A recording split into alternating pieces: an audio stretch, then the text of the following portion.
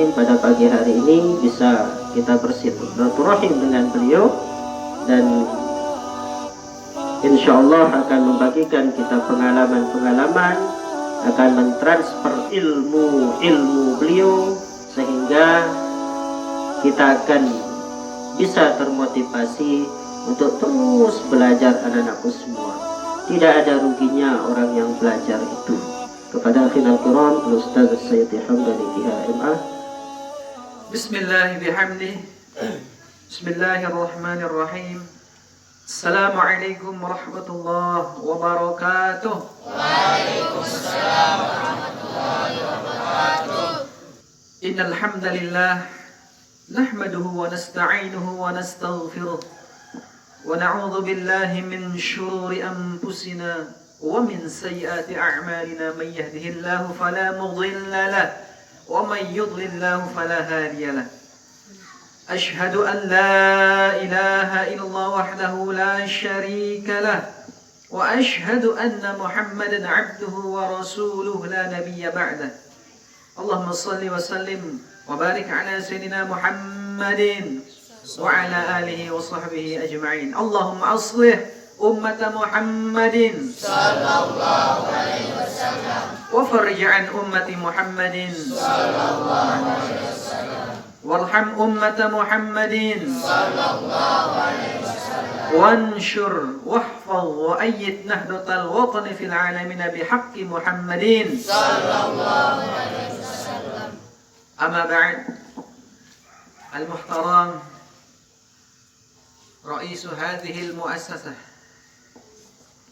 الأستاذ سيف الكها SPDI سيف المعرف SPDI، عسى الله أن يرزقه وأن يرزق أسرته صحة وعافية، ومتع الله بطول حياته وحياة أسرتهم حياة طيبة، وندعو إلى الله سبحانه وتعالى أن يرزق أساتذة كل أساتذة وأستاذات هذه المدرسة هذه المؤسسة أن يجعلهم صحة وعافية، وأن يوسع لهم رزقا طيبا وحلالا.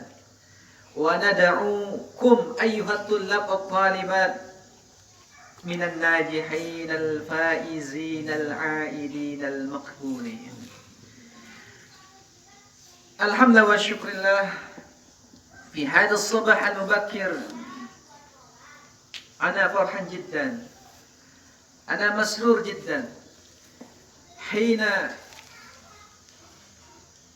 دعاني أستاذنا الكرام الأستاذ سيف المعرف، قال لي في الأمس: أستاذ، يمكن أن تحضر في مدرستي، يمكن أن تحضر في مؤسستي.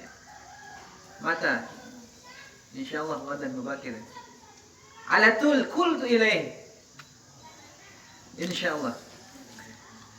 لماذا؟ لأن أستاذ سيفول هذا هو صديقي قريب جدا.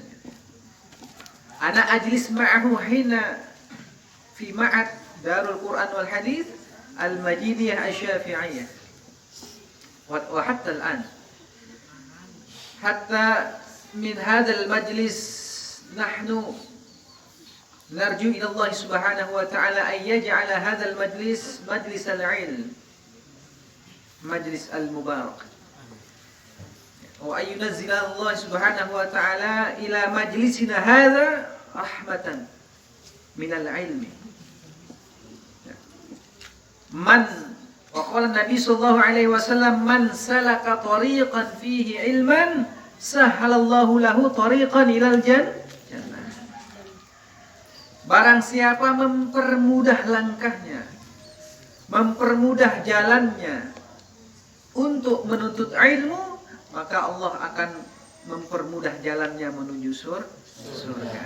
Surga itu bukan hanya nanti di akhirat. Surga itu bukan hanya ketika kita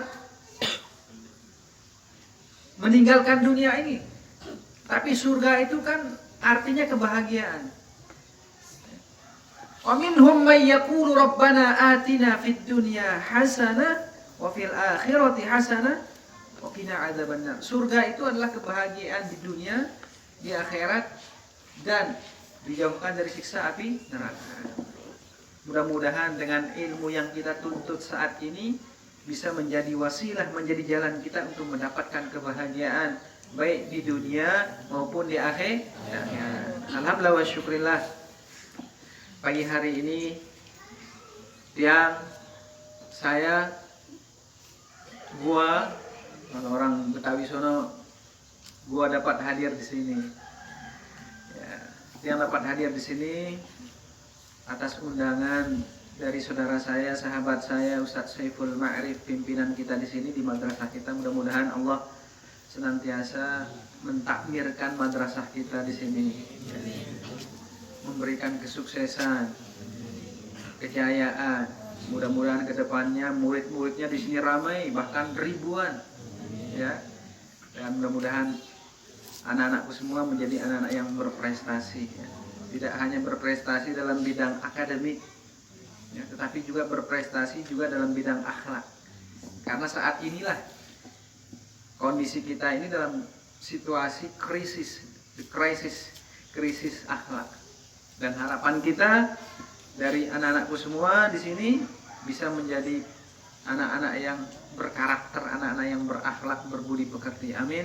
Amin ya rabbal alamin. Para ustadz, para asatidz dan ustadzat yang saya hormati, kedatangan saya di sini itu sudah sekian kali semenjak kita masih belajar dulu, ya. Sering kali di sini. Dan alhamdulillah sampai saat ini kita dapat menyambung silaturahmi, ya, dalam wasilah yaitu ilmu. Mudah-mudahan silaturahmi ini akan terus menerus, ya, sehingga keberkahan dari ilmu yang kita dapatkan dari guru besar kita dapat terus nyambung untuk generasi-generasi kita. Amin. Amin ya rabbal alamin. Anak-anakku semua yang dirahmati Allah Subhanahu wa taala, pada pagi hari ini sebagaimana dijadwalkan bahwa salah satu kitab yang diajarkan untuk kalian semua adalah kitab Ta'limul Muta'allim. Kitab yang berbicara tentang budi pekerti, kitab yang berbicara tentang akhlak seorang murid dengan gurunya, kitab yang berbicara tentang bagaimana menuntut ilmu. Kenapa di dalam menuntut ilmu itu perlu ada akhlak? Kenapa? Li'annal ilma nurun wa nurullah la yuhda li'asi. Sebab ilmu itu adalah cahaya, dan cahaya itu tidak akan bisa didapatkan kecuali dengan hidayah Allah. Bagaimana mendapatkan hidayah Allah itu? Yaitu dengan mencari ridhonya dan menjauhi semua kemaksiatan yang dilarang oleh Allah Subhanahu wa ta'ala. Sebab ilmu itu adalah cahaya. Seorang ulama menulis dalam kitab Durratun Nasihin menyebutkan bahwa kata ilmu itu kan tersusun dari berapa huruf? Coba hitung, ada berapa huruf ilmu itu? Ada tiga. Pertama huruf Ain, kedua huruf Lam, ketiga huruf Mim. Pertama, mari kita lihat huruf Ain itu. Kalau kita lihat maknanya dijelaskan oleh ulama ini adalah illiyin. Ain itu bermakna illiyin. Apa makna illiyin? Illiyin itu artinya tinggi. Orang yang mendapatkan ilmu itu akan mendapatkan garansi, mendapatkan jaminan ketinggian dari Allah Subhanahu wa ta'ala. Allah berfirman, Yarfa'illahu alladhina amanu minkum walladhina utul ilma darajat. Yarfa'illahu alladhina amanu minkum, dan Allah akan mengangkat derajat orang-orang yang beriman. Pertama. Walladzina utul ilm darajat. Dan orang-orang yang berilmu dengan beberapa derajat. Dalam ayat ini ada dua kelompok yang Allah pasti angkat posisinya, angkat derajatnya. Pertama, orang beriman.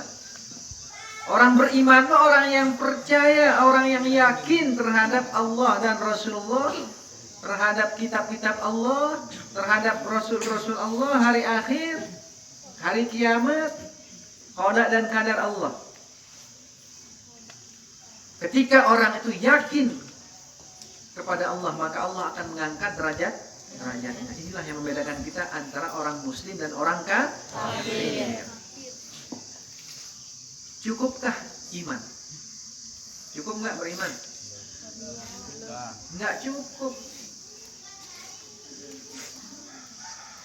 Kita cukup satu lagi, yaitu ilmu. Sebab dengan ilmu iman kita terarah.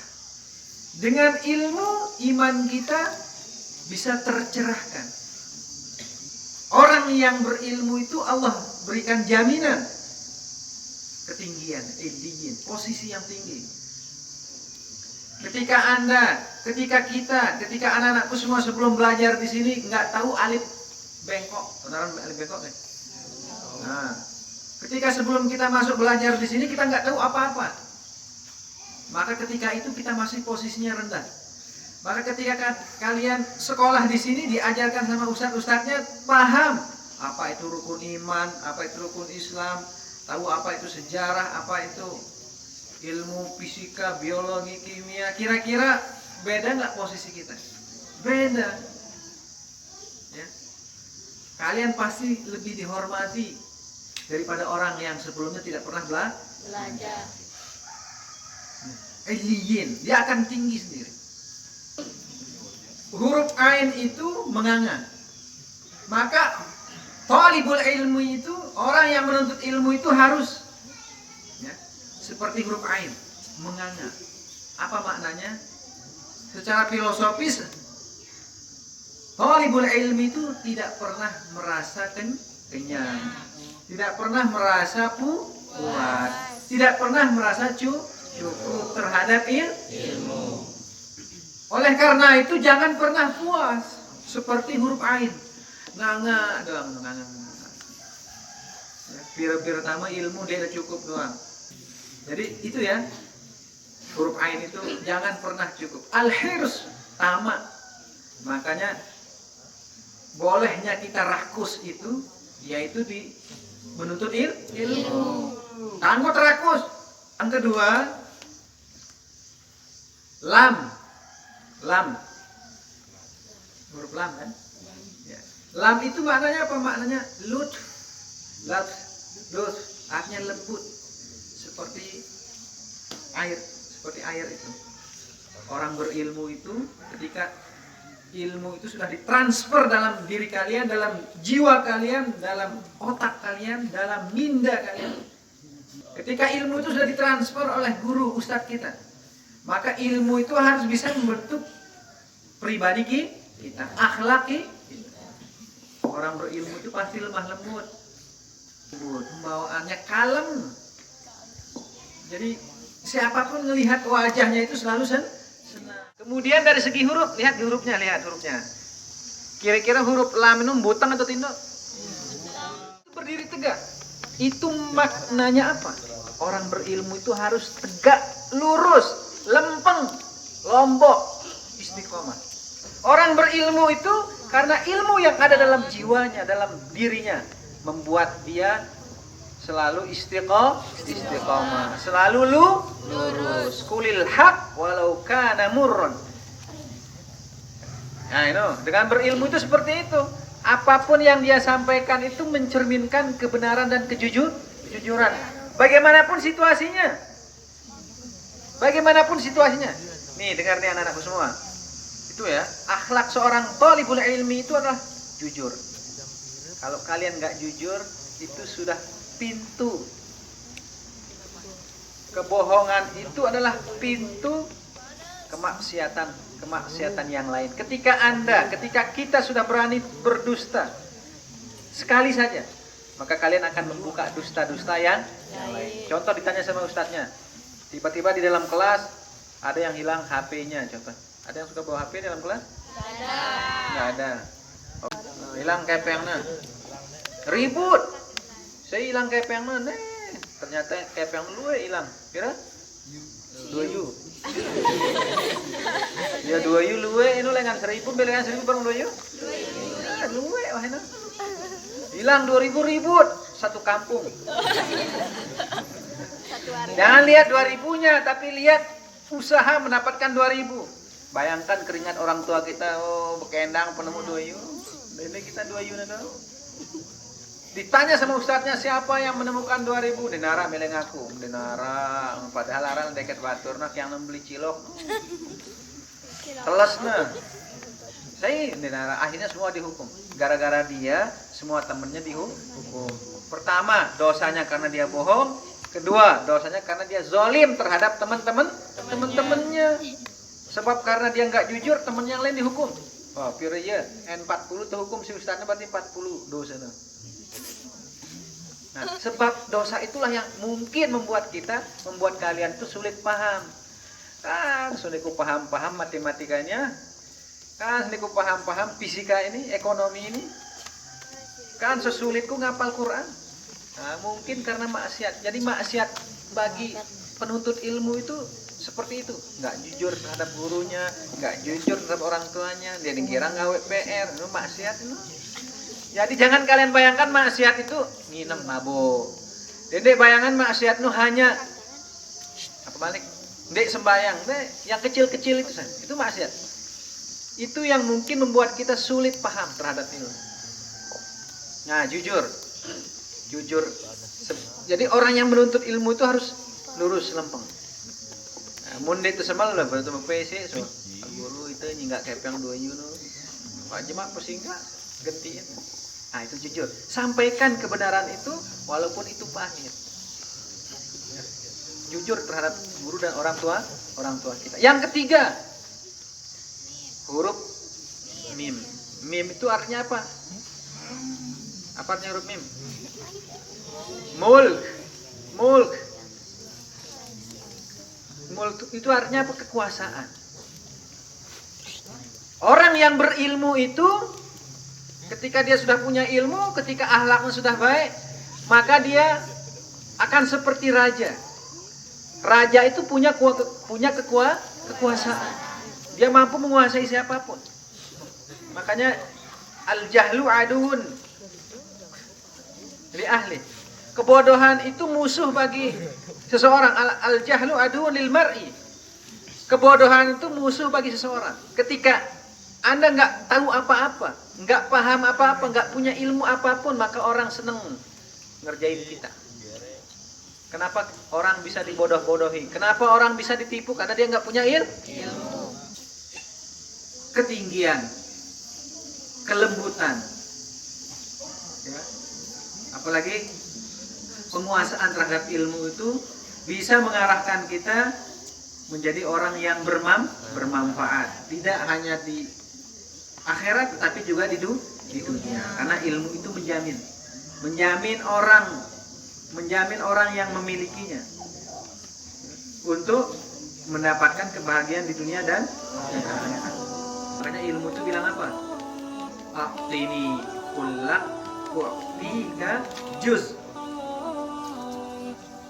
Kata ilmu itu qala ilmu aqtini kullak. Kasih aku semua ilmu. Kasih aku semua waktumu, aqtini kullak. Kata ilmu itu. Bayangkan, semua waktumu kasih. All time. Wa'tika juz'an. Maka akan diberikan kamu sedikit. Kurang lebihnya wallahu muwaffiq wal hadi ila sabilir rasyad. Assalamualaikum warahmatullahi wabarakatuh.